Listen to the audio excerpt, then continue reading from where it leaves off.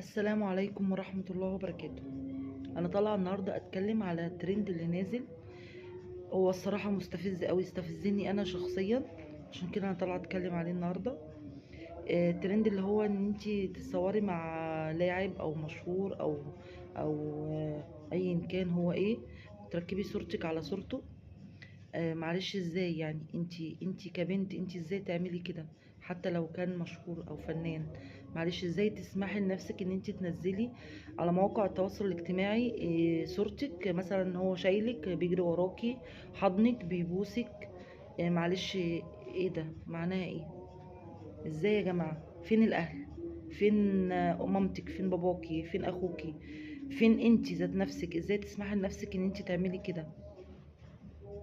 مش بس البنات يا جماعة، ده كمان الشباب دلوقتي بقى يجيب واحدة بالاي اي ويحطها جنبه، ان هي بتكلمه او ان هي حضناه، ان هي إيه يا جماعة؟ احنا في تخفيلة بجد، والله العظيم احنا في تخفيلة كبيرة قوي. يعني ربنا يرحمنا بجد، ويا ريت نراجع نفسنا يا جماعة.